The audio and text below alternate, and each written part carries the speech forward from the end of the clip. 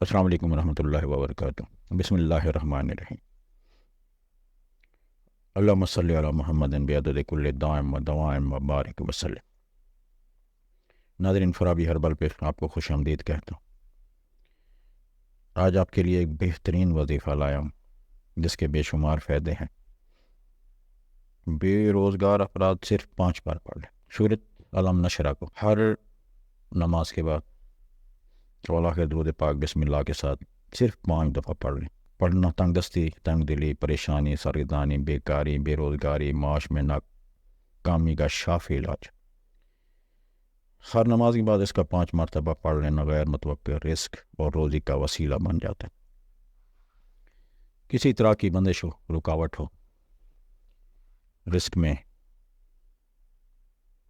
کسی بھی معاملے میں کسی کی کوئی بندش رکاوٹ ہے تو آپ اس کو اپنا معمول بنا لیں۔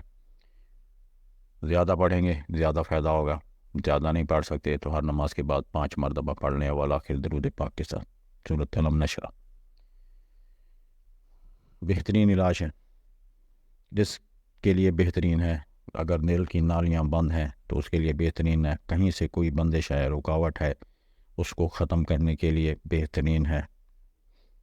جب بندہ بندش سے تنگ آ جائے اور کسی بھی طرح رزق کی بندش نہیں کھل رہی ہو تو آپ علم نشرہ کو پڑھیں، یقین کے ساتھ، توجہ کے ساتھ، دھیان کے ساتھ، انشاءاللہ فائدہ ہوگا۔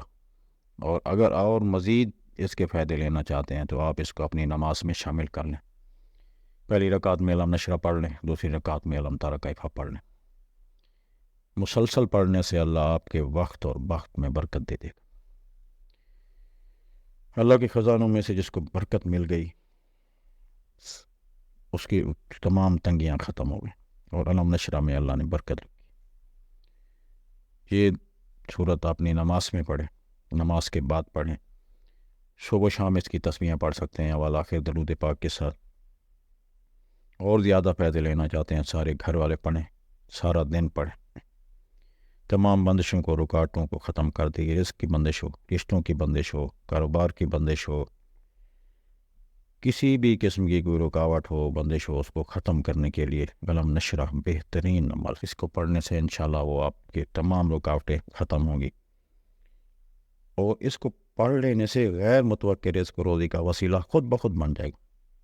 اللہ کے خزانوں میں سے برکت ملے گی اور رزق کا کہیں نہ کہیں سے خود بخود انتظام ہو جائے۔ بس آپ یقین کے ساتھ، توجہ کے ساتھ اس کو پڑھیں۔ اللہ آپ کا حامی اور ناصر ہے۔